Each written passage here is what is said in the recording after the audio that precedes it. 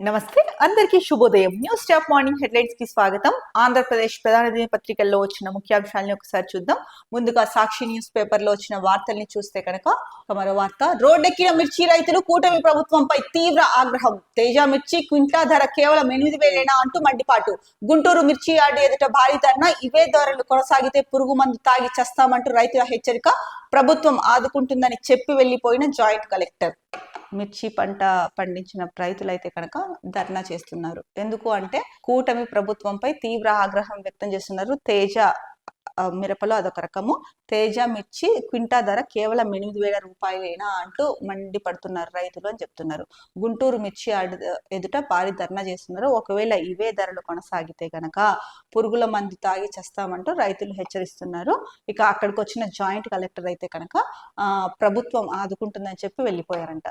ప్రభుత్వం ఆదుకునేది అయితే ఎప్పుడో ఆదుకోవాలండి. ఎన్ని రోజులైంది? జనవరి నుంచి నడుస్తోంది ఇష్యూ. జనవరి ఫిబ్రవరి నుంచి. డిసెంబర్ లో ఒకసారి కేంద్రానికి లేఖ రాసామని చెప్పేసి చంద్రబాబు నాయుడు గారు అన్నారు. గుంటూరు మిర్చి యార్డ్ని మాజీ ముఖ్యమంత్రి వైఎస్ జగన్ సందర్శించిన తర్వాత మళ్ళీ హుటాహుటిన ఢిల్లీకి వెళ్ళేసి దీనిపైన మాట్లాడడం ఇదంతా జరిగింది.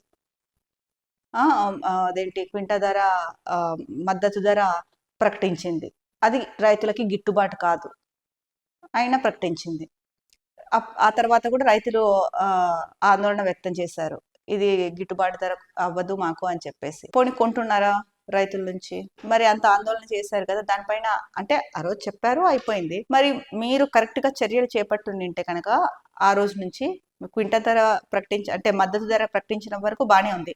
ఆ తర్వాత ఏం చేశారో చెప్పండి ప్రజలకి స్పష్టంగా. ఒకవేళ ఆ రోజు నుంచి మీరు కరెక్ట్ గా చర్యలన్నీ తీసుకొని ఉండింటే ఈ రోజు రైతులకి ఈ పరిస్థితి వచ్చేది కాదు.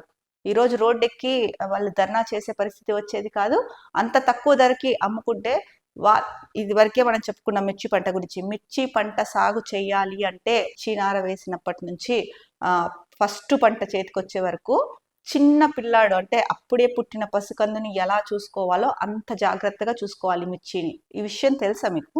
వ్యవసాయ శాఖ మంత్రికి తెలుసా పోనీ ఈ విషయం? మిర్చి పంట ఎలా పండిస్తారో ఇదేది మీరు పట్టించుకోవట్లేదు. మీకు తెలుసో లేదో తెలియదు కానీ పట్టించుకోవట్లేదు. పట్టించుకొని ఉంటే ఆ బాధ మీకు తెలిసేది. అప్పుడైనా మానవత్వంతో అయినా స్పందించి ఉండేవాళ్ళు. ఇప్పుడు రైతులు గిట్టుబాటు ధర లేదు, వాళ్ళు 8,000కు ఇస్తే అందరూ దగ్గర డబ్బులు ఉండవు కదండి. వాళ్ళు సొంతంగా పెట్టుబడి పెట్టి పండించడానికి అప్పులు తీసుకొచ్చి పండించే వాళ్ళ సంఖ్య ఎక్కువ.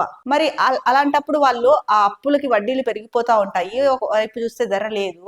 మరి ఆ వచ్చిన డబ్బులతో అప్పులు కడతారా, దానికి వడ్డీలు కడతారా, లేకపోతే మళ్ళీ పెట్టుబడికి పెట్టుకుంటారా? ఏంది పరిస్థితి? ఎక్కడ ఆదుకుంటోంది? అన్నదాత సుఖీభావ ఎప్పుడో జూన్ లోనే ఎప్పుడో చేస్తాం అంటున్నారు. పోనీ ఆ అన్నదాత సుఖీభావలో మీరు ఇచ్చేది ఏంది? 20,000 రూపాయలు ఇస్తామంటున్నారు. ఆ 20,000 రూపాయలు కూడా 3 దఫాలుగా ఇస్తే అది ఏ పక్కకు సరిపోతుంది? మీకు ఎన్నిసార్లు చెప్పినా కూడా ఈ ప్రభుత్వానికి రైతులంటే మరి ఎందుకు ఇంత ఇలా వ్యవహరిస్తోందో రైతుల విషయంలో అర్థమే కావట్లేదు. ఇక్కడ రైతులు ఓపెన్ గా చెప్తున్నారు కదా ధర్నా చేస్తూ, మీరు కనుక ఇవే ధరలు కొనసాగిస్తే మేము పురుగు మందు తాగి చస్తామంటూ హెచ్చరిస్తున్నా కూడా చలనం రాకపోతే ఎలా? జాయింట్ కలెక్టర్ వచ్చారు, సరే అక్కడ చేస్తున్నారు ధర్నా కాబట్టి వచ్చారు, ప్రభుత్వం ఆదుకుంటుందని చెప్పేసి వెళ్ళిపోయారని చెప్పేసి ఇక్కడ వార్త ఇచ్చారు. మీరెవరు పట్టించుకోరా రైతుల్ని? ఒకవేళ మీరు పట్టించుకోకపోతే అదే ప్రకటన చేయండి స్పష్టంగా. ప్రభుత్వం ఇంత ధర ఇవ్వగలుగుతుంది, ఇంతకంటే ఎక్కువ ఇవ్వలేదు, ఏదో ఒకటి స్పష్టంగా చెప్పండి రైతులకి. కానీ మీరు చెప్పేదేదో రైతులకు నష్టం వాటిల్లకుండా ఉండేలాగా చూడండి. ఆంధ్రప్రదేశ్ లో వ్యవసాయ ఆధారిత కుటుంబాలే ఎక్కువ ఉన్నాయి, అది అందరికీ తెలిసిందే. మరి అలాంటి వ్యవసాయం చేసే రైతన్నలే ఈ రోజు గడ్డు పరిస్థితిలో ఉన్నారు అంటే రాష్ట్రం ఏ రకంగా అభివృద్ధి చెందుతుంది? ఒకసారి విచక్షణతో ఆలోచించండి. ఎందుకు ప్రతిసారి ఇలా ప్రవర్తిస్తున్నారు? గత కొద్ది రోజులుగా రైతన్నల గురించి వార్తలు వస్తూనే ఉన్నాయి, కానీ ప్రభుత్వం నుంచి స్పష్టమైన అంటే క్లియర్ కట్ గా ఎక్కడే గాని ఏం చేస్తాం రైతులకి అన్నది ఎక్కడే కానీ స్పష్టంగా అయితే కనుక లేదు. మరి ఇంతమంది రాష్ట్ర ప్రభుత్వం ఉంది, అందులో కూటమి ప్రభుత్వం, ఎందుకంటే 3 పార్టీలు కలిసి ఏర్పడ్డాయి. 3 పార్టీలలో ఒక్క పార్టీకి కూడా రైతుల మీద కనీస మానవత్వం లేదా? ఒక్క పార్టీ కాకపోతే ఒక్క పార్టీ వాళ్ళైనా కూడా దీనిపైన స్పందించాలి అన్న ఇది లేదా? మీరు ప్రభుత్వం ఇలాగే చేసుకుంటూ వెళ్తే కనుక రైతన్నల ఆక్రోశానికి గురైతే కనుక పరిస్థితి ఎలా ఉంటుందో ప్రత్యేకంగా చెప్పాల్సిన అవసరమే లేదు. ఇక ఢిల్లీలో అయితే కనుక బీజేపీ ప్రభుత్వం తమ తొలి బడ్జెట్ ను అసెంబ్లీలో ప్రవేశపెట్టింది. మొత్తం బడ్జెట్ విలువ 1,00,000 కోట్లు కావడం విశేషం అని చెప్పేసి ఒక వార్త అయితే కనుక ఇచ్చారు. ఇక సుంకాల కోతకు సిద్ధం అని చెప్పేసి అమెరికాలో వచ్చే నెల 2 నుంచి ప్రతీకార టారిఫ్లు అమల్లోకి రాబోతున్న నేపథ్యంలో భారత్ కీలక నిర్ణయం తీసుకున్నట్లు తెలుస్తోంది అని చెప్పేసి ఒక వార్త ఇచ్చారు. ఇక మరో వార్తాపత్రిక ఆంధ్రజ్యోతి చూస్తే కనుక మాట ఇచ్చినట్టే మంచి పాలన, విధ్వంసం నుంచి వికాసం వైపు రాష్ట్రం, సీఎం. ఏప్రిల్ తొలి వారంలో మెగా డిఎస్సి 16,347 టీచర్ పోస్టులు భర్తీ చేస్తాం. ఉద్యోగులకు గత ప్రభుత్వ బకాయి 7,230 కోట్లు చెల్లించాం. ప్రతి అధికారి బాధ్యతగా గౌరవ భావంతో పథకాలు అందించాలి. 1 ఫ్యామిలీ 1 ఎంటర్ప్రీనర్ 15% వృద్ధితోనే స్వర్ణాంధ్ర 2047. తాగునీటి సమస్య తలెత్తరాదు. 20,000 కిలోమీటర్ల గుంతల పూడ్చివేత. గంజాయి రౌడీయిజం కట్టడికి ఎస్పీలతో సమన్వయం. కలెక్టర్ల సదస్సులో ముఖ్యమంత్రి చంద్రబాబు దిశానిర్దేశం. అలాగే ఇంకొకటి కూడా చెప్పారు, బెట్టింగ్ చెక్ ప్రత్యేక చట్టం తెస్తాము, సీఎం. నేరాలను అదుపులో ఉంచాలి. ప్రభుత్వ విశ్వసనీయతను ప్రశ్నించే పరిస్థితి రాకూడదు.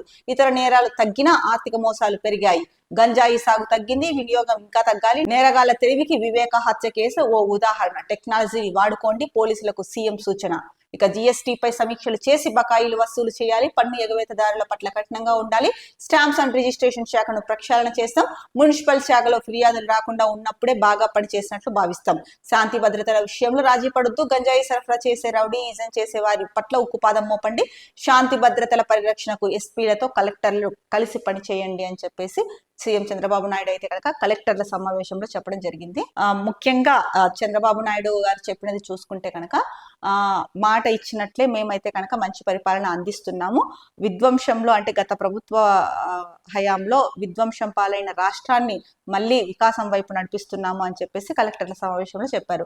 ఈ నేపథ్యంలోనే భాగంగా ఏవైతే ఉన్నాయో అంటే డిఎస్సి ఇస్తామని చెప్పారో దాన్ని ఏప్రిల్ తొలి వారంలోనే 16,345 పోస్టులు ఏవైతే ఉన్నాయో వాటిని భర్తీ చేస్తాము అని చెప్పేసి డిఎస్సి ఇచ్చి వాటిని భర్తీ చేస్తామని చెప్తున్నారు. ఇక ఉద్యోగులకు గత బకాయిలు ఏ ఉన్నాయో అవి కూడా చెల్లించాము అని చెప్పారు. ఇక ప్రతి ఒక్క అధికారి బాధ్యతగా గౌరవ భావంతో పథకాలు అందించాలి.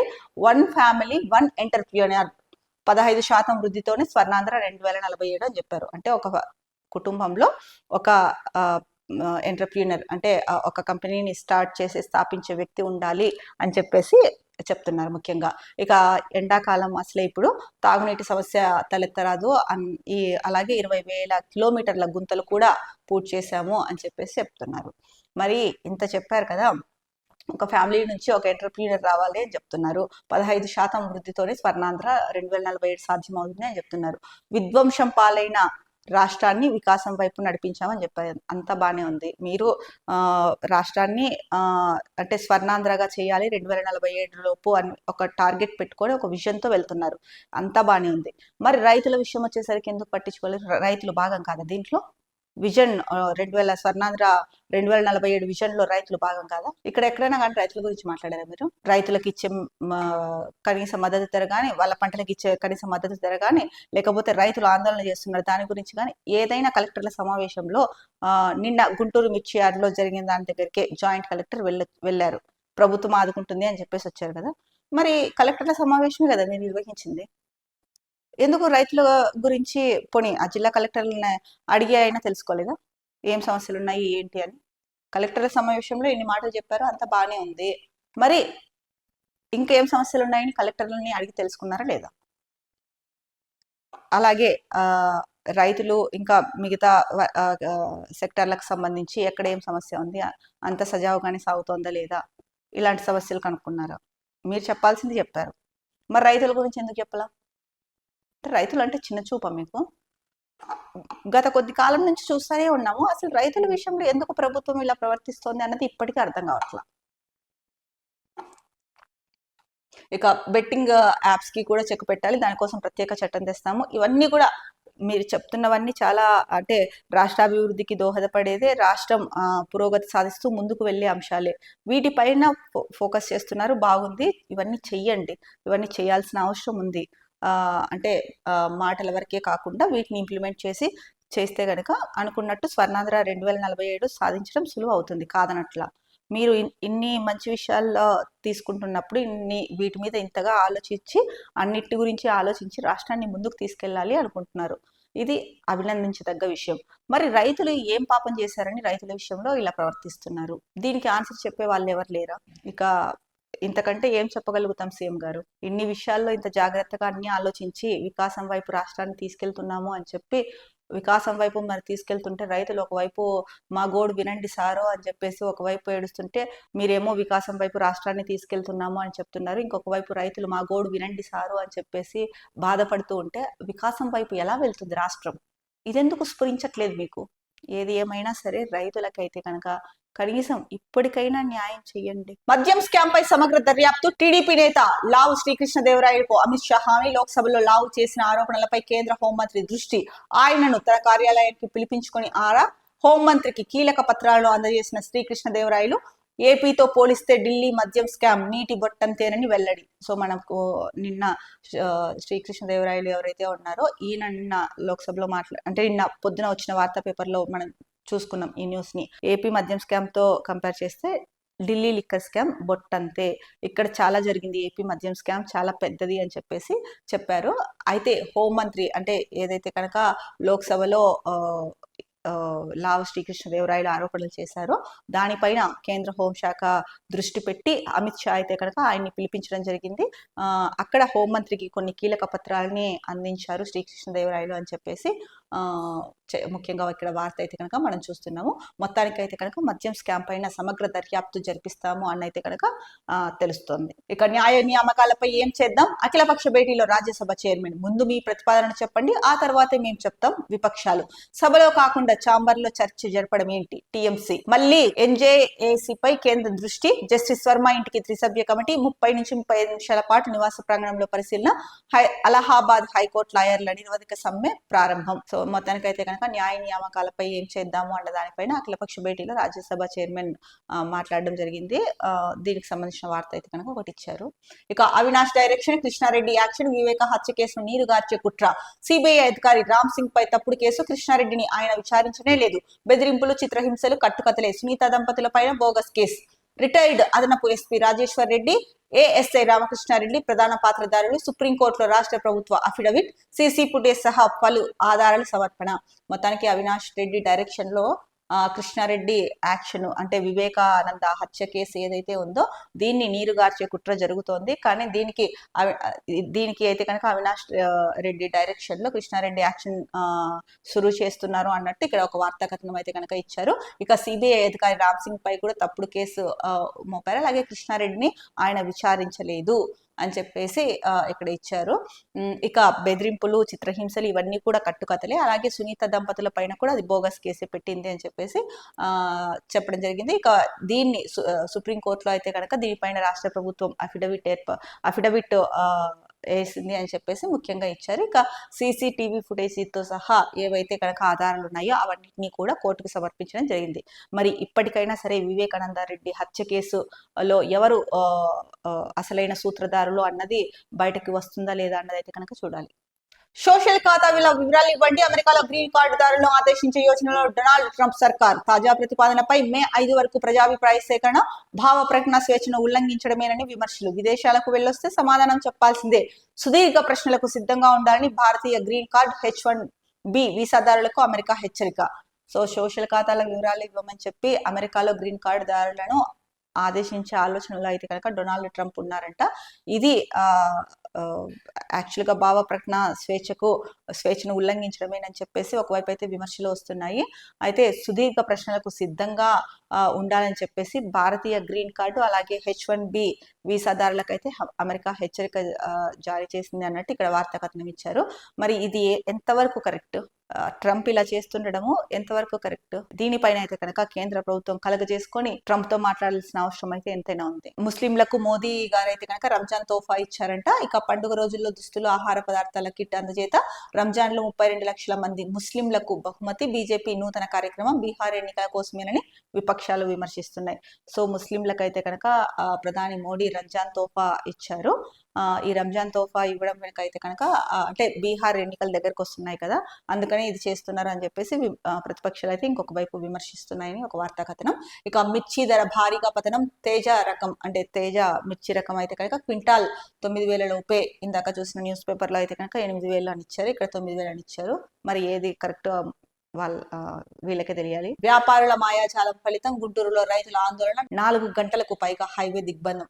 సో మిర్చి ధర అయితే కనుక భారీగా పతనం అయిందని చెప్పేసి ముఖ్యంగా వార్తా కథనం ఇక్కడ ఒకటి ఇచ్చారు. మనం దీని గురించి ఇదివరకే అంటే ఒక న్యూస్ పేపర్లో అయితే కనుక చూసుకున్నాము. ఏది ఏమైనా ఇంత భారీగా పతనమైనప్పుడు ప్రభుత్వమే ఆదుకోవాల్సిన అవసరం అయితే ఉంది. ఎందుకంటే కనుక మరి ఇక రైతులు ఎవరి దగ్గరికి వెళ్తారు? మిర్చి ధర పతనమైనప్పుడు ప్రభుత్వమే దానికి ప్రత్యామ్నాయ మార్గం ఏదో ఒకటి చూసి వాళ్ళని ఆదుకోవాల్సిన అవసరం అయితే ఎంతైనా ఉంది. మరో ముఖ్యమైన న్యూస్ పేపర్ ఈనాడు చూసుకుంటే కనుక మనం కలెక్టర్ల సదస్సు గురించి ఇందాక మాట్లాడుకున్నాము. ఇక అమెరికా చదువులపై విద్యార్థుల ధోరణి, వేచి చూద్దాం అని చెప్పేసి ఒక టైటిల్ ఇచ్చారు. అమెరికా చదువులపైన అయితే కనుక విద్యార్థులు వేచి చూద్దామన్న ధోరణిలో ఉన్నారు. ట్రంప్ నిర్ణయాలపై సందిగ్ధం, కొంతకాలం పాటు అడ్మిషన్ల వాయిదా, ఎప్పటికప్పుడు సమాచార సేకరణ, ఇతర దేశాలపైన కూడా ఆరా అని చెప్పేసి ఇచ్చారు. మనం ఒక 4 రోజుల క్రితం చూసుకుంటే కనుక సో విదేశాలకు వెళ్ళి చదువుకోవాలనుకుంటున్న విద్యార్థులు ఆగుతున్నారు అని చెప్పేసి ఒక వార్తా కథనం అయితే కనుక వచ్చింది. ఎందుకంటే కనుక అక్కడ ట్రంప్ తీసుకుంటున్న నిర్ణయాలే దీనికి ముఖ్యంగా కారణం అని చెప్పొచ్చు. ఎందుకంటే ఆయన నిర్ణయాల పట్ల విద్యార్థుల్లో ఒక సందిగ్ధత అయితే ఏర్పడింది. ఆయన అధికారం చేపట్టిన తర్వాత కూడా ఫస్ట్ ఏమన్నారు, చాలా మంది విద్యార్థులు వాళ్ళు చదువుకుంటూ పార్ట్ టైం జాబ్స్ చేసుకుంటూ వాళ్ళ ఖర్చులకు సంపాదించుకునే వాళ్ళు. ఆ తర్వాత ఏమన్నారు, పార్ట్ టైం జాబ్స్ క్యాంపస్లోనే చేసుకోవాలి అన్నారు. క్యాంపస్లో ఎంతమంది కానీ పార్ట్ టైం జాబ్స్ ఉంటాయి? సో ఇలా ట్రంప్ తీసుకునే రకరకాల నిర్ణయాల వల్ల విద్యార్థుల్లో అయితే కనుక ఒక సందిగ్ధత ఏర్పడింది. సో అందుకనే వేచి చూద్దాము అన్న ధోరణిలోకి వెళ్ళిపోయారు విద్యార్థులు అమెరికాలో చదువుకోవాలి అంటే.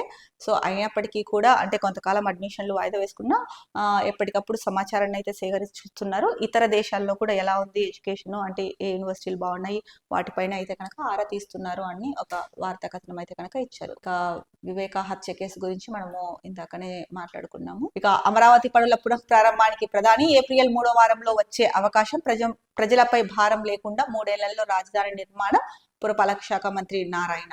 మరో ముఖ్యమైన వార్తాపత్రిక దిశలో చూసుకుంటే కనుక బెల్టుతో కొడుతూ కాళ్ళతో తంతు, సీనియర్ విద్యార్థి పాశవిక దాడి. కర్నూలు జిల్లా కోడుమూరు ఎస్సీ హాస్టల్లో దారుణం. ఈ నెల 11న రాత్రి జరిగిన ఘటన ఆలస్యంగా వెలుగులోకి. సోషల్ మీడియాలో దాడి ఘటన వైరల్. పోలీసుల అదుపులో దాడి చేసిన విద్యార్థి. ఘటనపై జిల్లా collector serious, warden suspension. So senior విద్యార్థి కర్నూలు జిల్లాలోని కోడుమూరు ఎస్సీ హాస్టల్లో అయితే కనుక ఒక సీనియర్ విద్యార్థి బెల్ట్తో కొడుతూ కాళ్ళతో తంతు ఎంత పాశవికంగా వ్యవహరించారో ఇక్కడ ఫోటోల్ని చూస్తేనే అర్థమవుతుంది. ఈ ఘటన పైన అయితే కనుక కలెక్టర్ సీరియస్ అయ్యారు, వార్డెన్ని కూడా సస్పెండ్ చేయడం జరిగింది. ఇక మరో ముఖ్యమైన వార్త చూస్తే, నా బిడ్డ అఘోరీ వశం, ఎలాగైనా మాకు అప్పగించండి, మంగళగిరి పోలీసులకు యువతి తండ్రి ఫిర్యాదు. అఘోరీ లోబరుచుకుని ఎత్తుకెళ్లిపోయిందని ఆవేదన.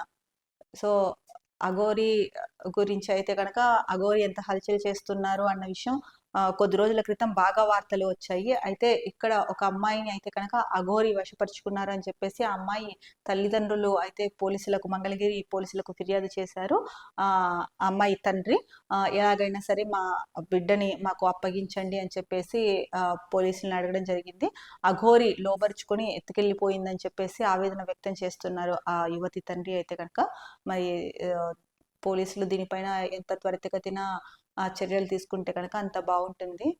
ఎందుకంటే ఎప్పుడు ఏం జరుగుతుందో కూడా చెప్పలేని పరిస్థితి ఆ కాలం ఇప్పుడున్నది. ఇక ఇక్కడ చూసుకుంటే మరొకటి, టీడీపీ వైసీపీవి నీచ రాజకీయాలు. ప్రతిపక్షంలో ఒక మాట, అధికార పక్షంలో మరో మాట. పొరుగు రాష్ట్రాలతో పోల్చితే ఇంధన ధరలు ఏపీలోనే అధికం, పన్నులు ఘనం, అభివృద్ధి శూన్యం. APCC chief YS Sharmila Reddy fire. So Sharmila గారు అయితే కనుక మొత్తానికి టీడీపీ వైసీపీ పైన ఫైర్ అయ్యారు. నీచ రాజకీయాలు చేస్తున్నారు. అధికారంలో ఉన్నప్పుడు ఒక మాట, ప్రతిపక్షంలో ఉన్నప్పుడు ఒక మాట మాట్లాడుతున్నారు.